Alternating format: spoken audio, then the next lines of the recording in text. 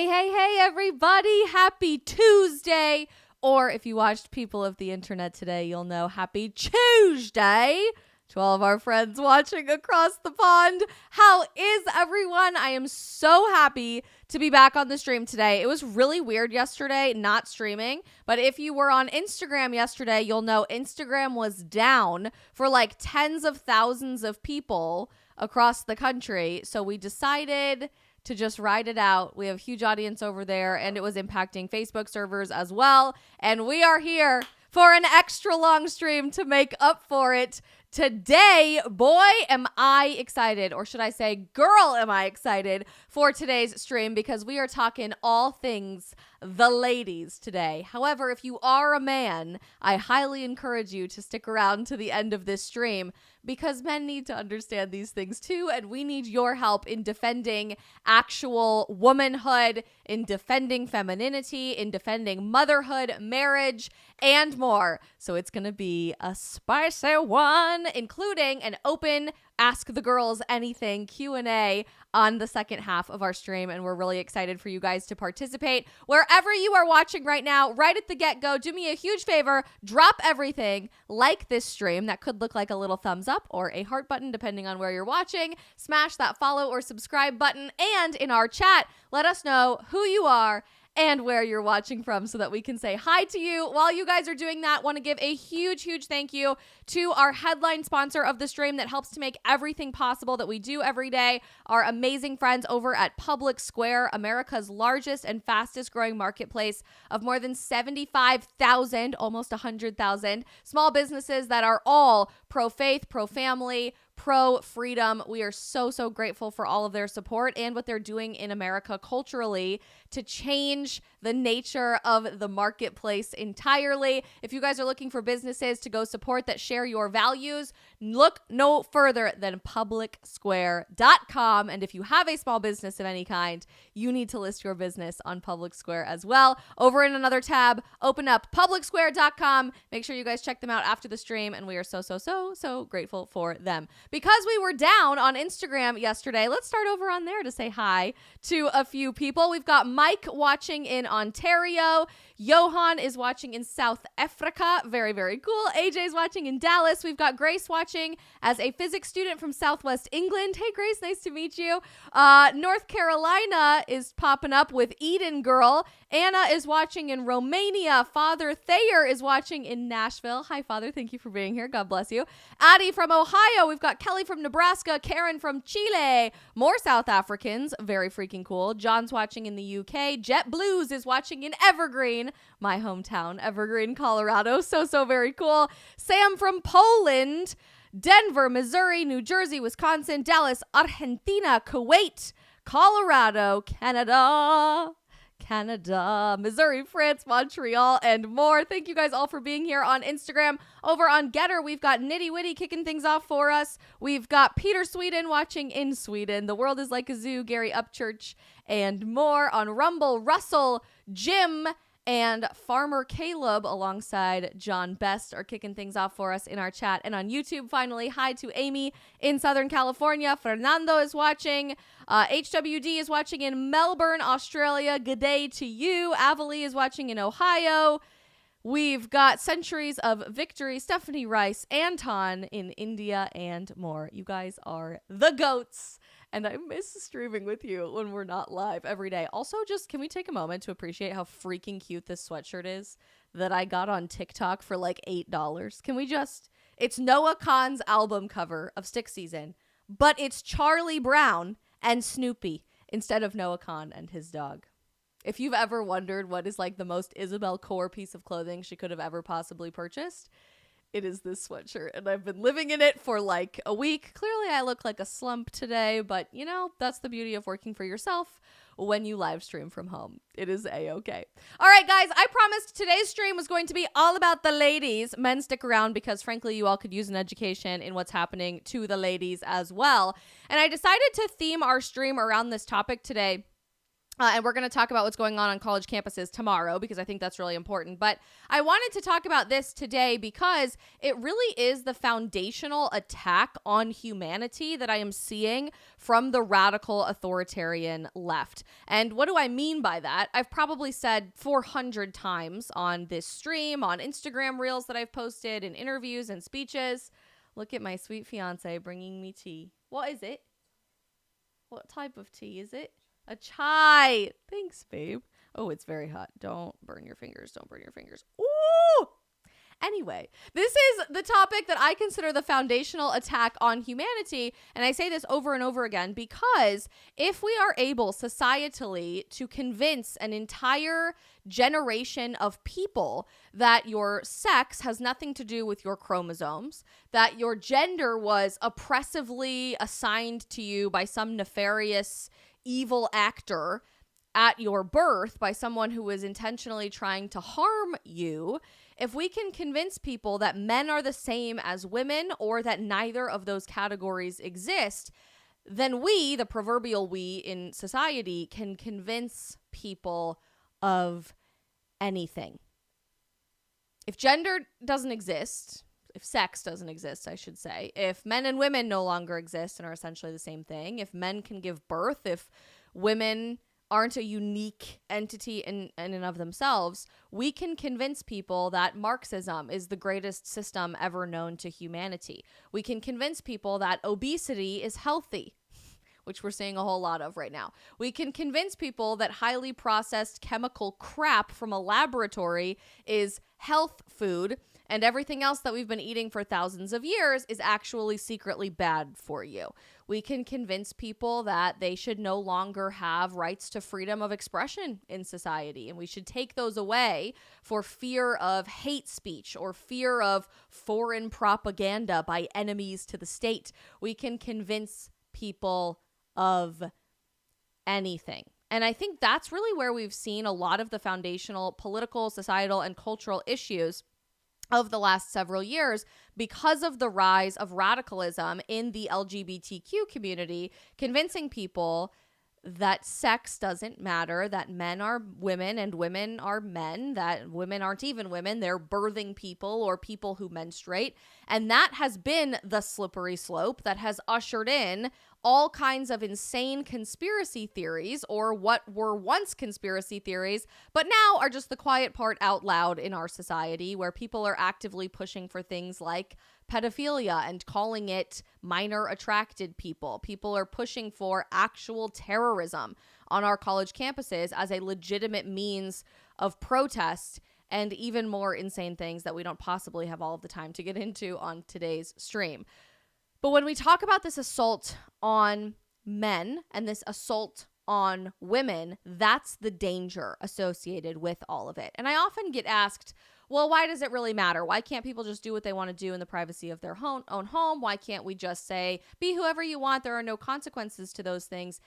It does matter. It does matter, because perhaps the most obvious objective reality about the universe is the binary of gender, of biological sex. It exists in the animal kingdom. It exists in how plants proliferate. It exists as a binary all over the frickin' place, and certainly does within humanity as well. And if we are convincing people that they are a bad person for telling the truth, and we basically scare people into submission to just go along with the lie, then all of a sudden, those insane conspiracy theories that are now turning into reality become true one day at a time.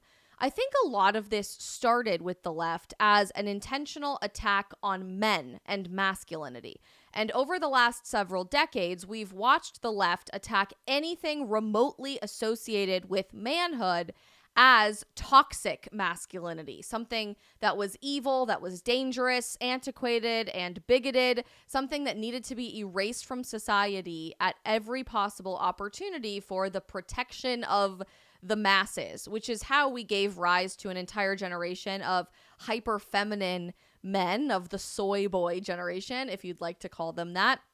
And why I think we've seen such a substantial degradation of marriage and the family unit over the last several decades. The left has realized that this attack was so successful on men and masculinity that they've decided to replicate the same playbook, but while simultaneously upping the ante on now intentionally trying to erase women and femininity. What's interesting to me about their approach to erasing womanhood is that it's going so much farther than it ever did for an erasure of men and masculinity. Sure, there were mean posts on social media about men. We've attacked men and told them that they don't have any value in society. We called them toxic and evil and bigoted and misogynistic. But really, that was kind of the extent of where the erasure on manhood went in American society. And now it's remarkably bouncing back in the exact opposite direction as the cultural pendulum swings and young Generation Z men reclaim masculinity for themselves. But with women, the left is going so much farther. It's not enough to just call womanhood evil. And we don't call it toxic. The left calls it instead exclusive and mean and kind of like the girls' club that's excluding trans women. That's our version of toxic masculinity. But it doesn't stop there. It actually has to go one step farther to essentially erase women from society entirely, to erase the concept of womanhood and XX chromosomes, to erase the concept of motherhood and pregnancy and giving birth as a woman, to erase the concept of breastfeeding. So instead, not only is the left just attacking womanhood as mean or exclusive or catty, they're actually erasing womanhood before our very eyes by calling women birthing people or people who menstruate, by changing the definition of breastfeeding to, and I'm literally not even exaggerating, chest feeding, not because we're just accommodating for people who don't want to say they have boobs, but because we are literally stimulating artificial lactation in the chests, breast tissue, but it's not even really there, of men, the chesticles of men, through artificial hormone injections and synthetic hormones to secrete, I don't know, juice out of a man's chest. I don't even want to think about the nutritional side effects that's happening to the next generation of babies, but this is a real thing, right? Women don't have the opportunity in American schools anymore to have our own bathrooms.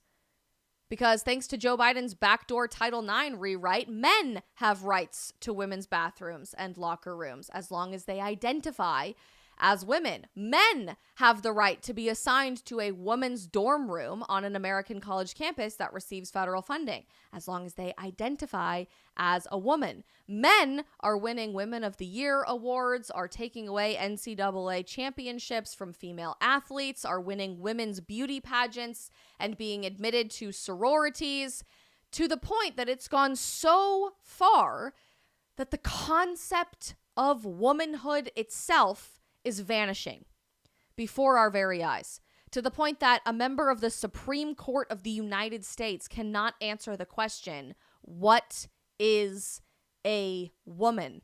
To the point that biotech startups in San Francisco, like one company, for example, called Conception, are actually experimenting with growing human embryos in laboratories in petri dishes completely separate from any female involvement in procreation whatsoever. They are creating egg cells out of stem cells, differentiating them entirely in a laboratory to say we don't even need women to have children in the United States of America moving forward.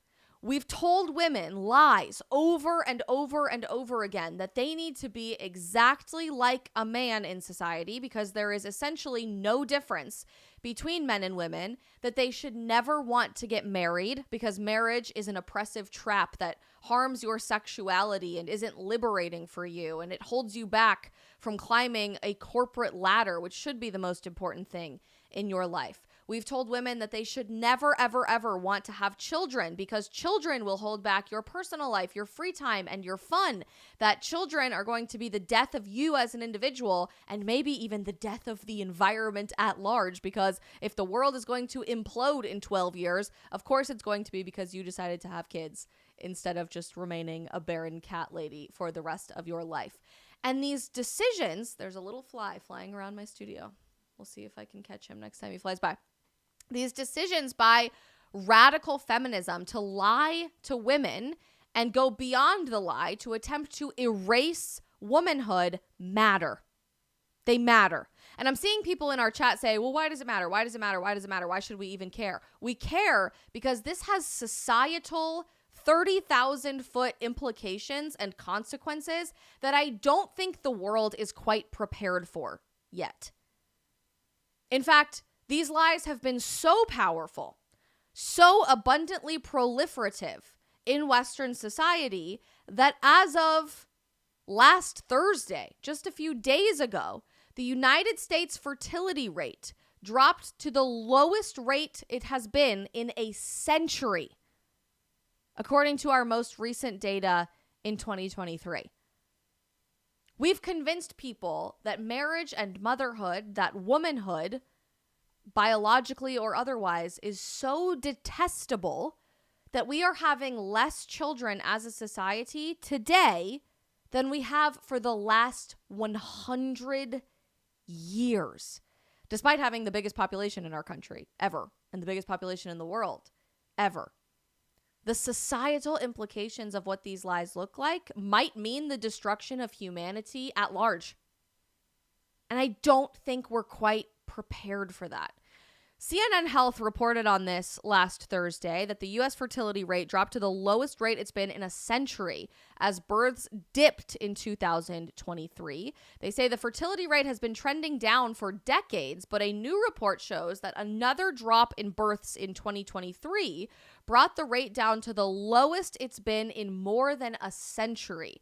There were less than 4 million babies born in 2023, or 54.4 live births for every 1,000 females aged 15 to 44, according to the CDC. I don't know about you, but statistically, for a country of 330 million people, less than 4 million babies being born in 1 year seems like a dramatically low number. And we know that it is because if you study fertility rates at large in most of the developed countries around the world, you'll come to discover that, including the United States, most developed countries around the globe actually have fertility rates that are so low they cannot replace the current population. And we are about to edge off into the cliff of dramatic population decline. We've been decreasing for decades and decades and decades, but we are getting to the point where our humanity's proliferation on this planet is not sustainable anymore.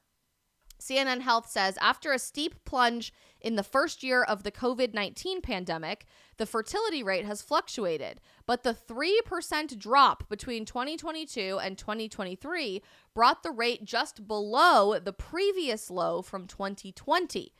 Dr. Brady Hamilton, who works in statistics at the National Center for Health Statistics, says that we've certainly had larger declines in the past, but decline fits the general pattern.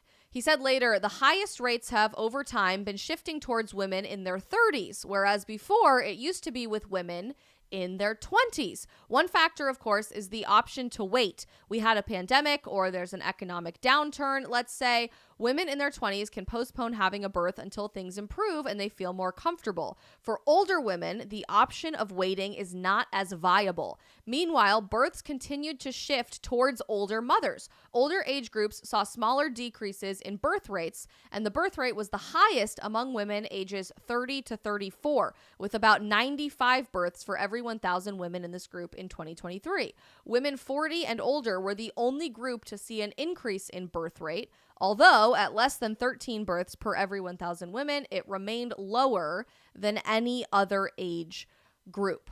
Whoa. Key takeaway there, women are choosing voluntarily to wait to have children later and later and later in life for all sorts of extenuating circumstances, because there's an economic downturn, because we have a pandemic, because it's been harder to meet people, or simply because modern feminism is strategically telling women, do not have children, especially when you are supposed to be young, wild, and free in your 20s, and do not get married. So women are waiting longer and longer to mostly have children in their 30s or even 40s, when it's very, very difficult to naturally conceive children, and typically involves a zillion-dollar round of IVF, which has its own complications and its own problems at large. In very simple terms, the left has won.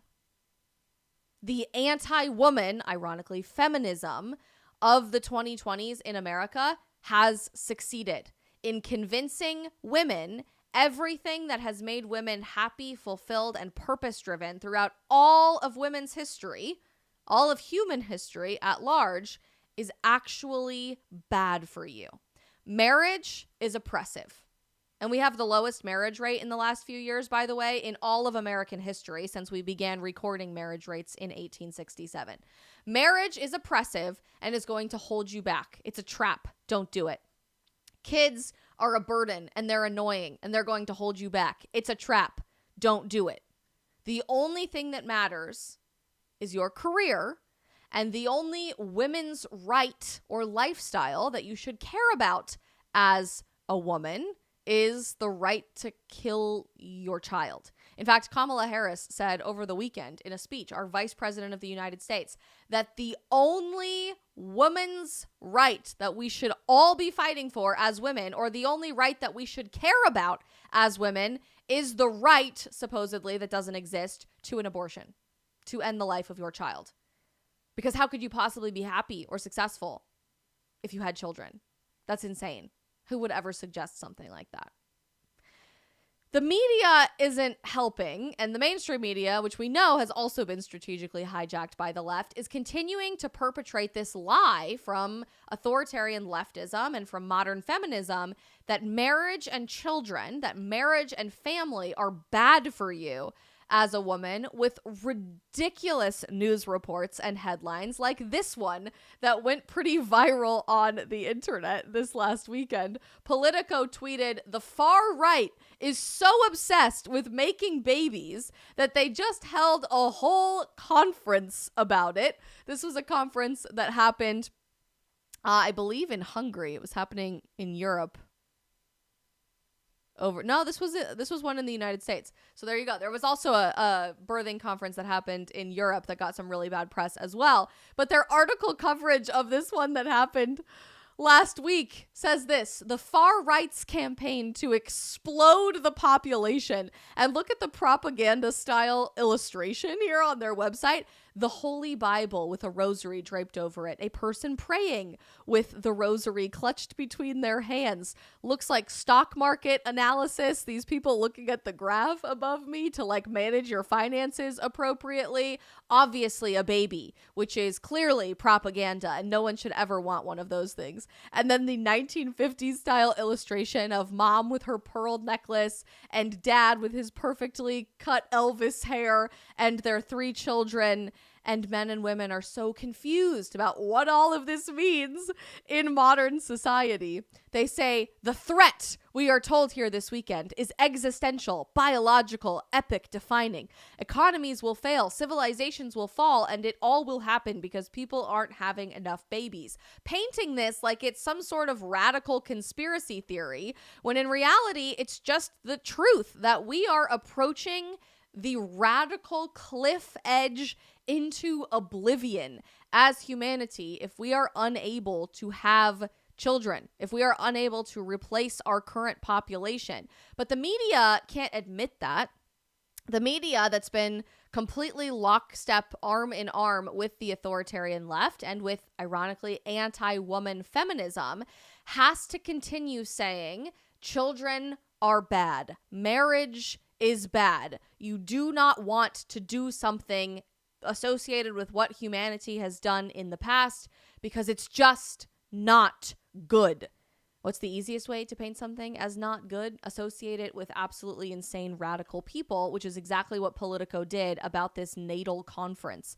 Broadly speaking, the people who have paid as much as $1,000 to attend the conference are members of the New Right, a conglomeration of people in the populist wing of the conservative movement who believe we need seismic changes to the way that we live now, and often see the past as the best model for the future they would like to build. Their ideology, such as it exists, is far from cohesive, and factions of the New Right are frequently in disagreement. But this weekend, these roughly aligned groups, from the libertarian adjacent tech types to the Heritage Foundation staffers, along with some who likely have no connection to traditionally conservative or far-right causes at all, have found a unifying cause in natalism. Well, I hope it's a unifying cause, because the girl math of the left in how we're going to replace our population without having babies, the math ain't mathin', so I hope that we can find some human common ground on all of this. But even if you're not looking at this from a cold statistical analysis perspective of how on earth are we possibly going to proliferate humanity if we don't have enough children, let's look at it from a softer, more emotional and cultural point of view instead of statistics and data. The attack on marriage and family is not making women any happier. It's not.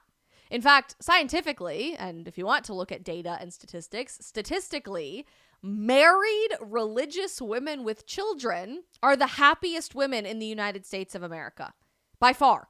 They have the best sex lives. They feel the most emotionally connected to their partners. They are the most financially successful women in the United States. They are thriving. And the common image that we probably see from feminism and from leftism of the perpetual cat lady, or even the raunchy, sexually liberated, sleeps with anything that moves woman and uses abortion as a form of birth control lady, they are miserable.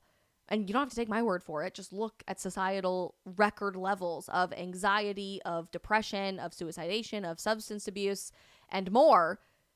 It is bad for women to lie to them and say kids don't matter, and say marriage doesn't matter. Because not only is it harming our society at large, it's breaking the hearts of entire generations of women. It's destroying our mental health. It's removing a purpose-driven foundation to our lives that was designed to be that way from the creator of the universe. And isn't that something that we should be fighting for with everything that we possibly have, instead of trying to erase it?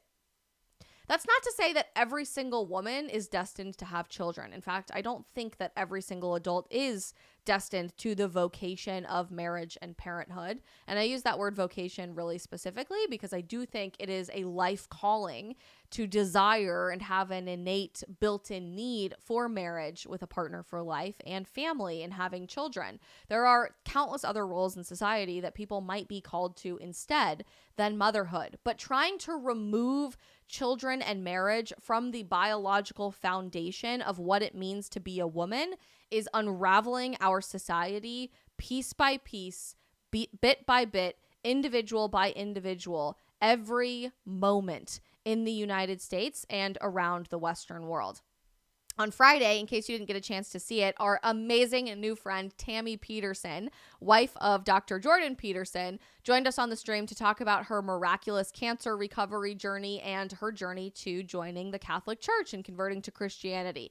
And she said something that is still rattling around in my head days later, and it probably will be for a long time, that society used to look at individuals in two groups of people. Today, we would probably call them men and women from a more traditional perspective, but it didn't always used to present that way. Historically, we used to look at groups of people as men and women and children in one category. And she was explaining her journey to motherhood, that it was a deep, deep innate desire of hers to become a mom very soon after getting married, that she knew she wanted to have children, and that her entire identity from her own perspective shifted so substantially when she had her kids that she realized, I am not the most important person even in the room anymore. My children are. Like, my identity is inherently tied to the existence of my kids. And what a humbling, beautiful, powerful experience and a depth of love that I would never, ever have been afforded the experience of if I didn't have children. She basically said we are robbing generations of women from the fullness of what their womanhood could look like when we lie to them and say kids don't matter and you shouldn't want them to begin with. I loved how she put that because it is a beautifully humbling experience and so antithetical to what the radical left is trying to tell women today when we promote family, when we promote service to your spouse or service to your kids, when we promote laying your life down for the benefit of others. That is completely, entirely antithetical to what the radical left wants you to believe today, that you are the most important woman in the room, that you are the main character of your own story, that the only way to be a powerful woman is to scream and yell at the top of your lungs and constantly exist in this manufactured outrage in politics, in culture, and society, or you're going to be miserable. And yet, ironically, that life that they're promoting, the constant outrage, the constant division, the constant rah, rah, rah, eat men side of things is what's making women miserable. Whereas marriage and kids are making women purpose-driven, happy, fulfilled, stable, and successful, just as it has done for thousands upon thousands upon thousands of years. Luckily, our generation seems to understand that. Our generation seems to get that.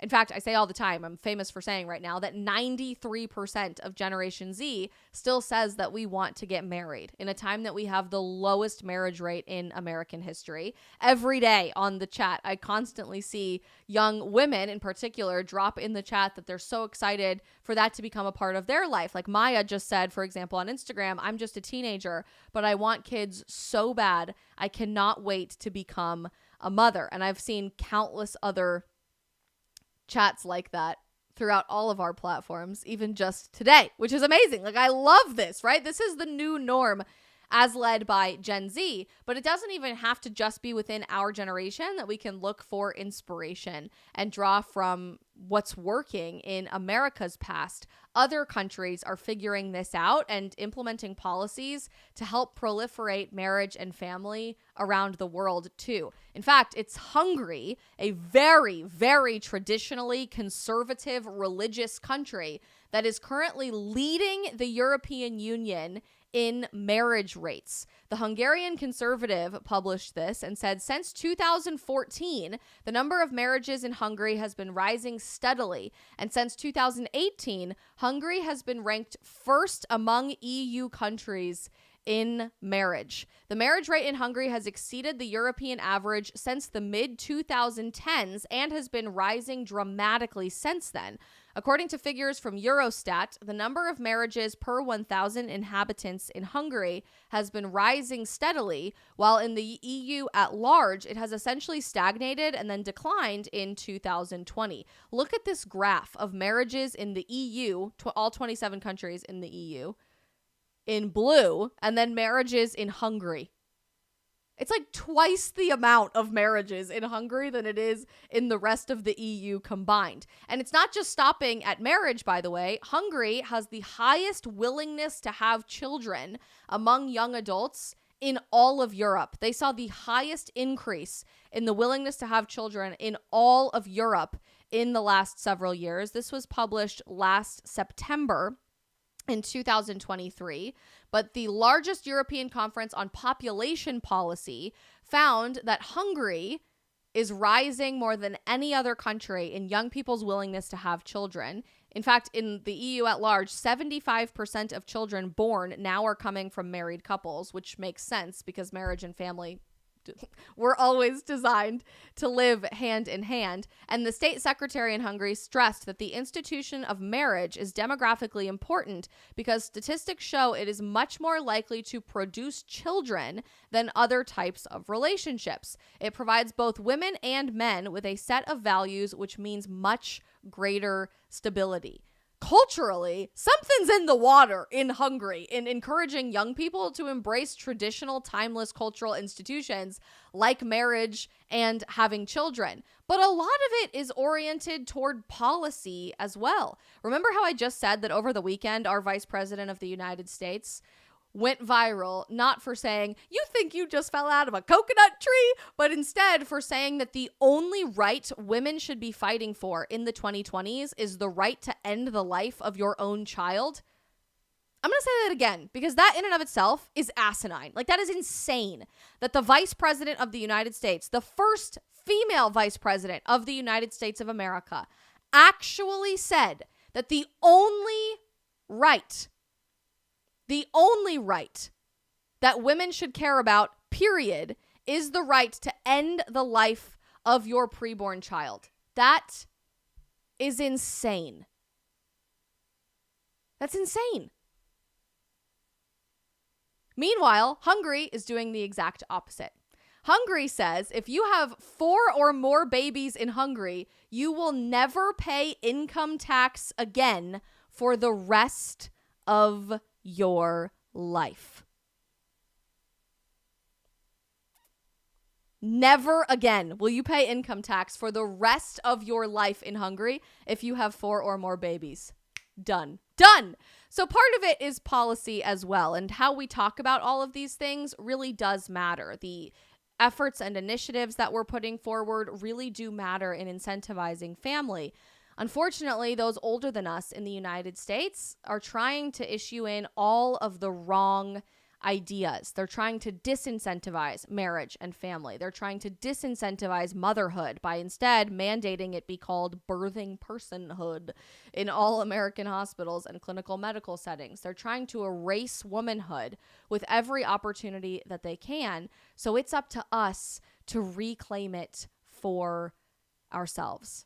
It's up to us to fight for marriage and motherhood. It's up to us to make lifestyle and cultural decisions that will be a metaphorical middle finger to what all of the people in power are falsely telling us is going to contribute something meaningful to our lives.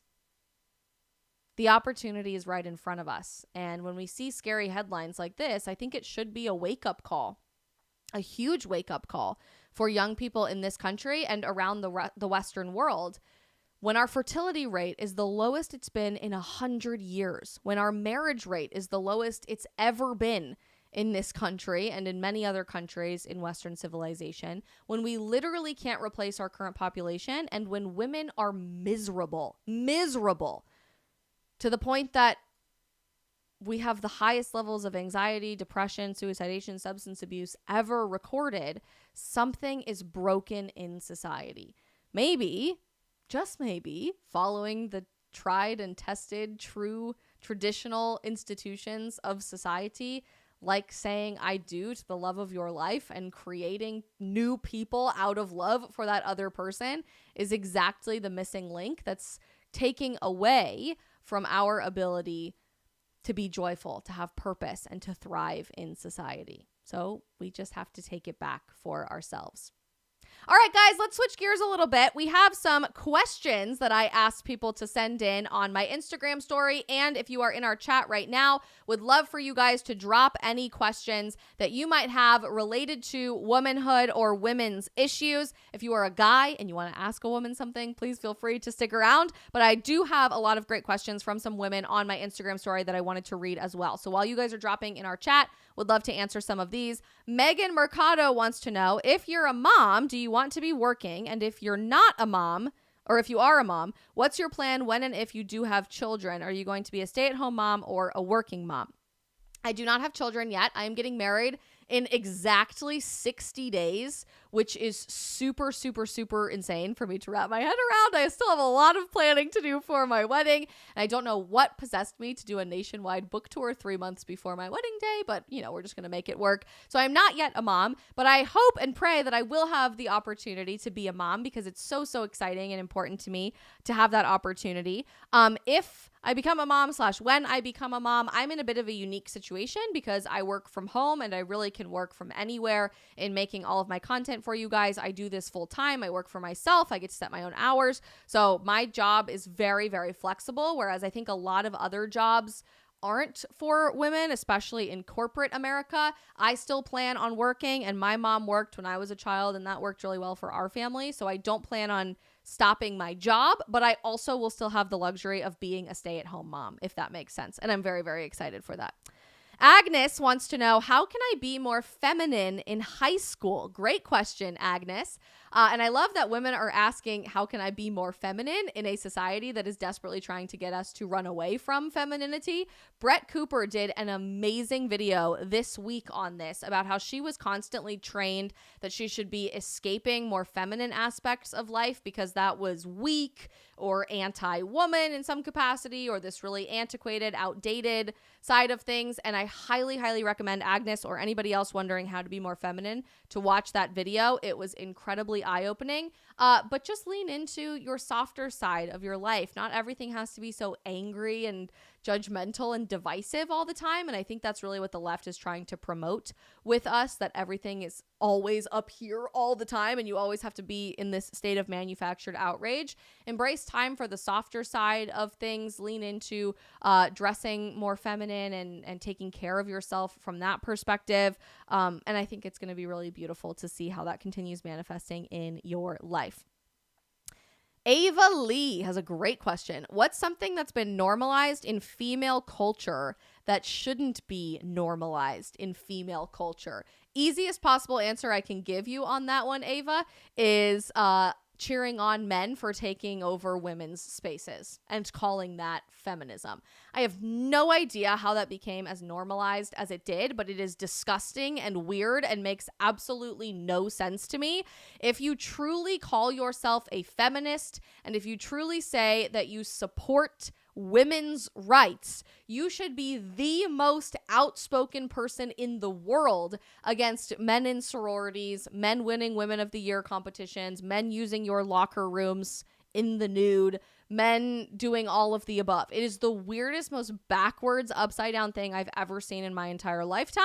And I think real feminists, real women's rights supporters, people like J.K. Rowling, are accurately speaking up against this to fight for women and to try to take back what has been normalized, to stigmatize it again for all of the right reasons, because it should be stigmatized. Nicole has a controversial one, and I'm glad that you asked it because it's a good one. How have you dealt with the pressures of having sex in a relationship? Hugely important question, and I'm glad more women are asking this because it's been stigmatized to ask for so long. Even the way that that question was phrased is against what the left wants you to do and say today. Most leftists would tell women that there is no pressure, that the only way to be liberated as a woman, sexually or otherwise, is to take charge of hookup culture, to sleep with as many people as possible, to never ask for commitment in a relationship, and that's going to make you happy because you're freeing yourself from the bondage of the patriarchy in some capacity. That pressure is always there, and I think it's appropriate to call that pressure because our society is constantly driven by the concept that sex sells. So it's in everything. It's in all of our movies. It's in all of our TV shows. It's in all of our music. It's on every social media feed. Like, you literally cannot run away from it. They're trying to bring it down to freaking children in elementary school at this point. But how do you deal with that? I think it's highly important to say this first. If you have made decisions in the past that you are not proud of and that you now regret, don't run away from that regret.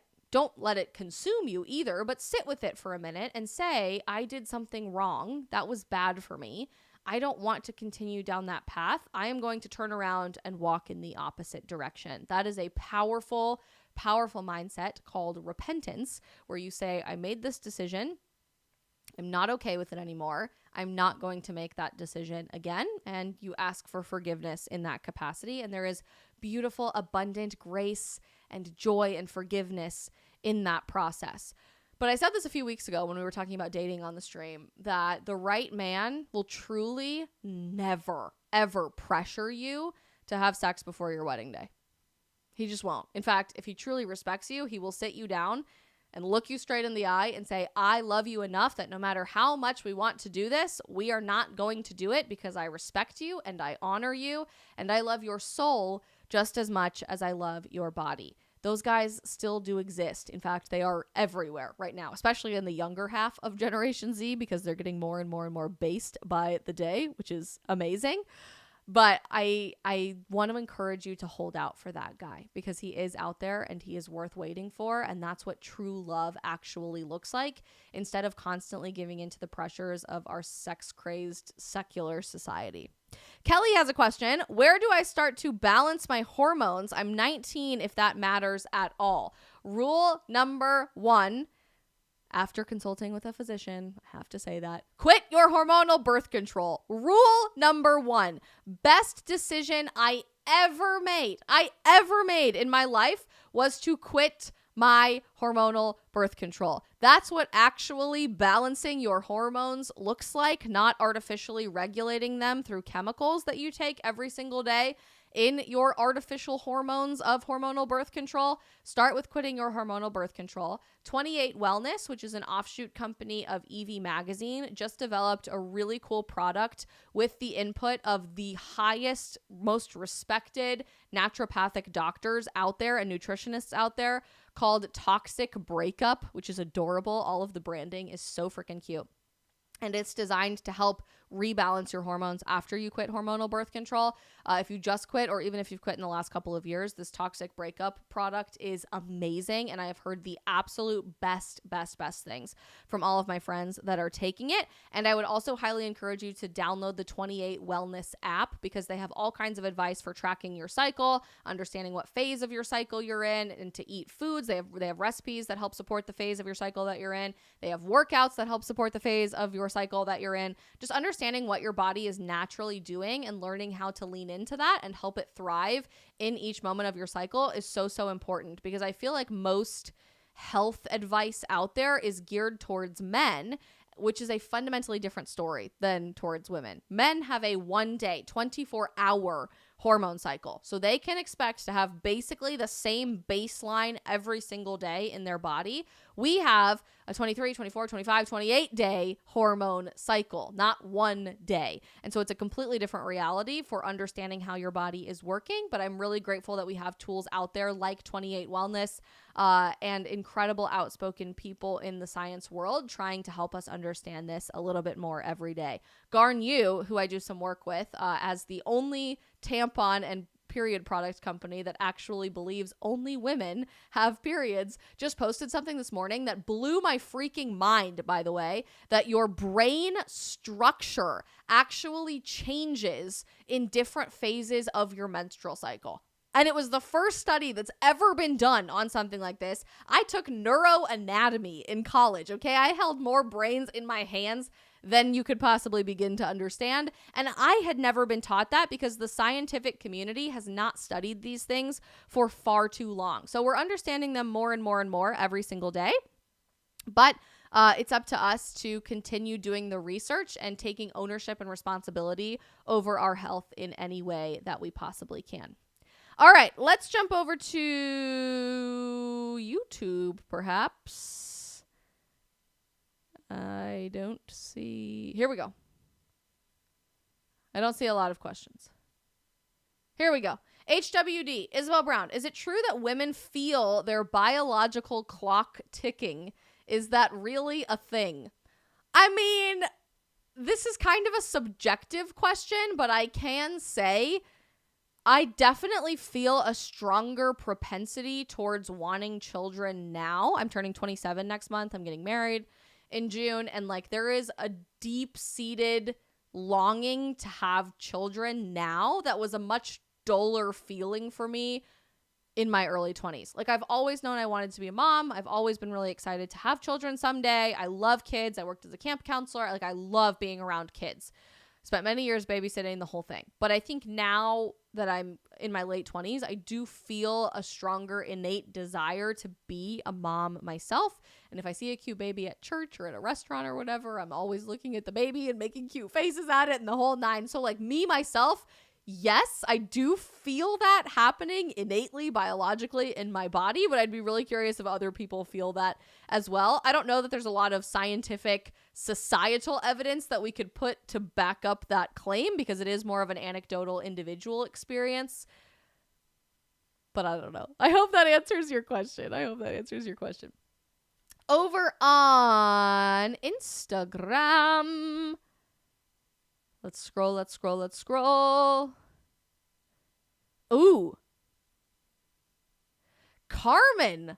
Ooh, girl. Why do women believe that they're free and liberated working in a company, but they think that they're being used when they are at home doing housework? Go off, girl. Just saying. Carmen, yes. I do not understand this. I particularly do not understand how modern feminism has convinced women you are more free and more liberated working for a company that would pay for you to travel out of state to have an abortion than give you a more competitive maternity leave package. None of it makes any sense to me. And I think women have just been trained not to think logically or critically about any of these things, because if you did for like 5 seconds, you'd realize none of this makes any sense. It's all inherently anti-woman. It is anti-woman. And we package it up in a pretty sparkly pink bow and we say, this is pro-woman. That makes no sense. It makes no sense. The world is upside down. I swear. Any questions on Rumble? I'm checking. I don't see any. How about locals?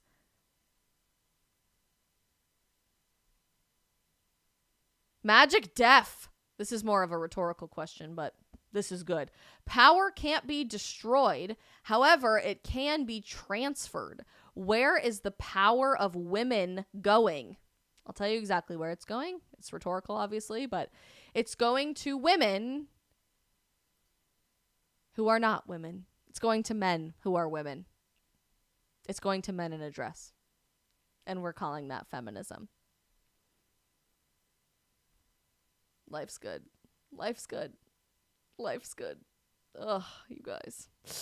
All right, you guys, I love you so very much. I have had the best stream with you. We are going to talk about everything happening on college campuses tomorrow with the rise of the Palestine encampments and what's happening from the inside out. It's crazy, and trust me, you absolutely must see some of these undercover videos that are going viral on TikTok. Join us to weigh in on all of the things happening with these protests and your opinion tomorrow at 3 p.m. Eastern. And I want to give a huge thank you to our other sponsor of today's stream, the world's largest Christian prayer app, Hallow, Hallow. If you guys haven't checked out Hallow, they are absolutely incredible, and I highly recommend that you download this app. It has totally transformed my entire prayer life and given me so many other tools at my disposal related to mental health or history references, or even just an extra sermon on a Sunday afternoon when you need some words of wisdom from a legendary guy like Father Mike Schmitz, for example. Hallow is offering you guys a 3-month free trial for all of the 5,000 plus prayers, conversations, podcasts, and more on their platform. If you go right now to hallow.com, hallow.com/Isabel.